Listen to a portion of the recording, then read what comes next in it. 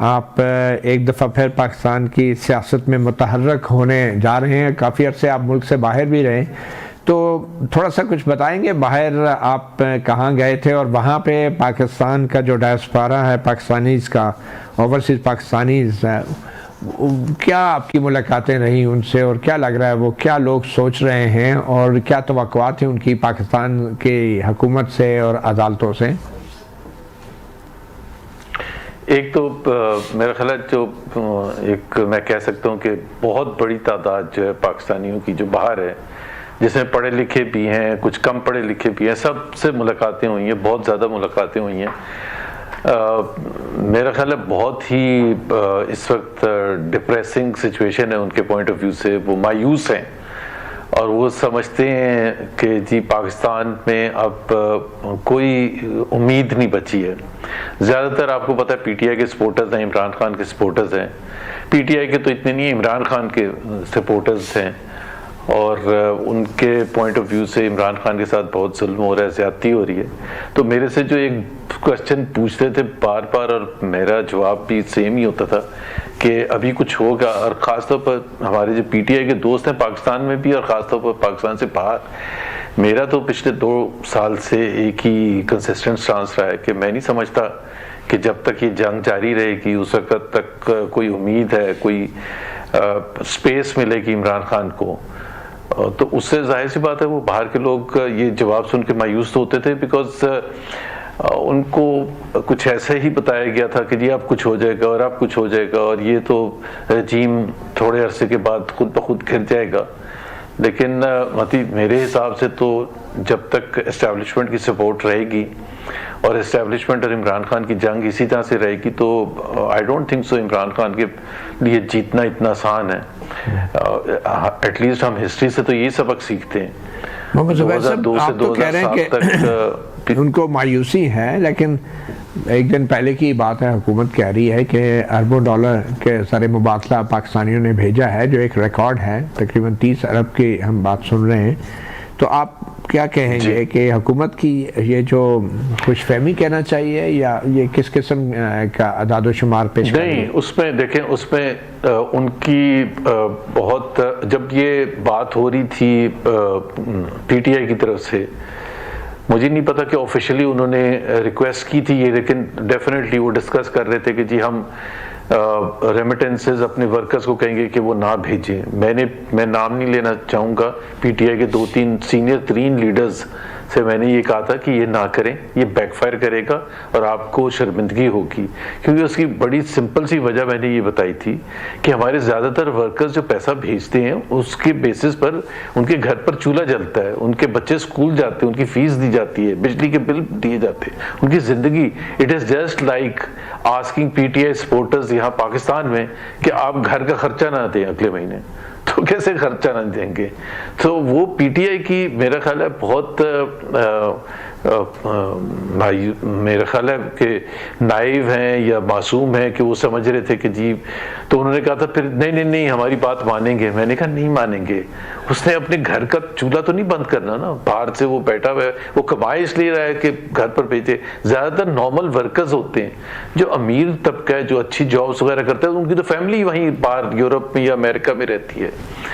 तो I think that was a poor understanding और assessment on the part of PTI. तो चलें, अगर ये मजबूरी की हालत में भी किया था, अभी 2-4 दिन पहले, की हालत में भी मोहम्मद ज़ुबैर साहब इतना ज़्यादा मुबादला आ रहा है, तो अगर ये मजबूरी ना हो, मायूसी ना हो, तो आपके ख्याल में इससे भी ज़्यादा रेमिटेंसेस आ सकते हैं? वो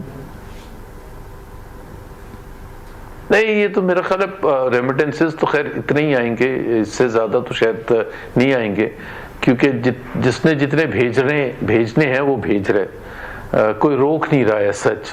क्योंकि इसमें जो लार्ज सबसे बड़ा पोर्शन वो होता है जो कि हमारे वर्कर्स हैं। तो उनकी तो आप मजबूरी कहें या जो भी कहें, उन्होंने तो भेजना ही भेजना है। और ये जाहिर है $3 बिलियन से ज़्यादा आ रहे हैं और तकरीबन $35 बिलियन तकरीबन साल में आ जाएंगे, तकरीबन 18 बिलियन के करीब तो हो चुके हैं। तो ये पाकिस्तान की इकोनॉमी के लिए, मैंने अभी ट्वीट भी किया था 2-3 दिन पहले, कुछ पीटीआई के लोग नाराज भी हो गए थे। मैंने कहा था मुझे सच्ची बात करनी चाहिए। कि इससे पाकिस्तान की मीशत को बहुत बड़ा एक बेनिफिट होता है। जितनी ज़्यादा रेमिटेंस, हमारा सबसे बड़ा प्रॉब्लम ही फॉरेन एक्सचेंज हमारे पास कम है। बहरहाल ये जो भी रेमिटेंसेस भेजे जा रहे हैं ये उनकी मजबूरी है, कोई मौजूदा हुकूमत पे एतमाद का इजहार तो नहीं है। नहीं, इसका कोई ताल्लुक नहीं है, एतमाद से कोई ताल्लुक ही नहीं है, कोई रिलेशनशिप ही नहीं है।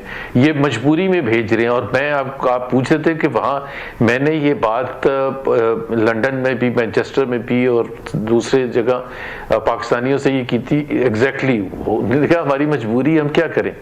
जाहिर सी बात है, इसमें अगर हुकूमत क्रेडिट ले रही है तो क्रेडिट तो वो पॉलिटिकल पॉइंट स्कोरिंग के लिए ले रही है। ठीक, तो वैसे क्या तवक्कुआत हैं ओवरसीज पाकिस्तानीज़ की नई अमरीकी इंतज़ामिया से, और ख़ासतौर पे सदर ट्रंप अब जब 20 जनवरी को अपना ओहदा संभालेंगे? आई थिंक उनकी उम्मीदें तो हैं और बहुत हद तक उनकी उम्मीद अब इसी पर है कि जी बाहर से कोई ऐसा कुछ आए प्रेशर जो पाकिस्तान की मौजूदा एस्टेब्लिशमेंट है या हुकूमत को बर्दाश्त करना मुश्किल हो जाए। एक तो और काफ़ी हद तक वो सही भी है। एक हमें पता है डोनाल्ड ट्रंप काफ़ी किसी हद तक भी जा सकते हैं। वो कनाडा के और ग्रीनलैंड के और इनके पीछे पड़ गए हैं। तो आपने देखा है कि वो किस तरह से जारहाना तरीके से ट्वीट्स भी करते हैं, स्टेटमेंट्स भी देते हैं, प्रेस कॉन्फ्रेंसेस भी करते हैं। और कनाडा की छोटी कंट्री नहीं है, कनाडा के बारे में इस किस्म की बातें करना। सो अगर तो उनके दिमाग में ये आ गया, जो उनके कुछ एडवाइजर्स हैं, जिस तरह से मैं नाम भूल गया, जिनके साथ पाकिस्तानी की काफ़ी लड़ाई झगड़ा भी शुरू हो गया, रिचर्ड ग्रेनल, जो जी ग्रेन, वो बार बार कहते हैं फ्री इमरान खान। और वो जाहिर है एडवाइज़र अपॉइंट हो चुके हैं।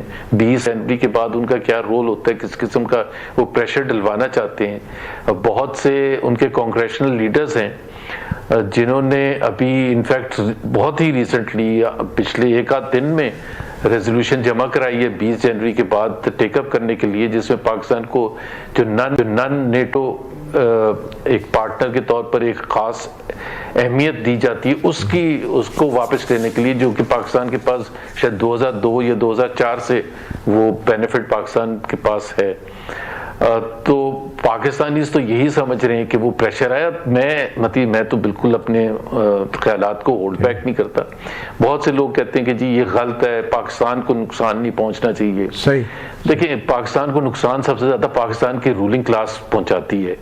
आप इलेक्शन में धांधली करके आप सबसे ज्यादा नुकसान पहुंचाते हैं। Exactly. आप किसी का मैंडेट स्टील करके पहुंचाते हैं और फिर आप ही बैठ के ये कहें कि जी देखें ये जो पाकिस्तान का नुकसान पहुंचा रहे हैं कि जी अमेरिकी हुकूमत से एक्सपेक्ट कर रहे हैं या यूरोपियन से एक्सपेक्ट कर रहे हैं कि पाकिस्तान को वो कट करेंगे या जो भी उनके जो कमिटमेंट्स हैं। तो मैं तो कहता हूँ कि पाकिस्तान को अगर पाकिस्तान के रूलिंग लीड जिसमें सब शामिल हैं इस वक्त, जो असेंबली में बैठे हैं, एस्टेब्लिशमेंट है, उनको इस चीज का सोचना चाहिए कि पाकिस्तान के अवाम को पाकिस्तान के आइन के तहत हकूक चाहिए। बिल्कुल सही। अच्छा जुबैर साहब ये बताएं, आप बाहर आपकी मुलाकातें भी हुई होंगी, तो किसी प्रोमिनेंट शख्सियत से, पीटीआई की क़यादत से या किससे आपकी मुलाकात हुई वहाँ पे? जी मेरी मुलाकात हुई थी पीटीआई के वहाँ जो सीनियर लीडरशिप है उनके साथ भी हुई थी, लेकिन मेरा ख्याल है वो भी चाहते थे कि ये अभी पब्लिक ना हो। और क्योंकि एक तो फिर अफवाहें उड़नी शुरू हो जाती हैं कि जी कुछ होने वाला है, क्या होने वाला है। नहीं तो कुछ नहीं होने वाला, आप कह रहे। जाहिर है मैं वहाँ था। अभी ना ही नाम लूं तो अच्छा। यानी कुछ ना कुछ तो होगा, जब आप कुछ अर्से बाद शायद आप अपनी पोजीशन वाजे करेंगे। नहीं देखें मैं तो लोग एक चीज पर सब पीटीआई के लोग बहुत खुश होते हैं मैं जो पोजीशन लेता हूँ। मैं पोजीशन मती आप में और मेरे में मेरा ख्याल है कोई फर्क नहीं है। आप जितनी ज्यादा तनकीद करते थे और आपको जाहिर है उसका सजा भी मिली जब पीटीआई की हुकूमत थी, तो मैं भी तनकीद करता था, सबसे आगे बढ़ के करता था। हमारी पार्टी में मेरे से आगे कोई भी नहीं था। मेरे साथ जरूर होंगे, मेरे पीछे थे, लेकिन बहुत से लोग तो बिल्कुल ही नहीं करते थे, आगे बढ़ के मुश्किल तरीन हालात में।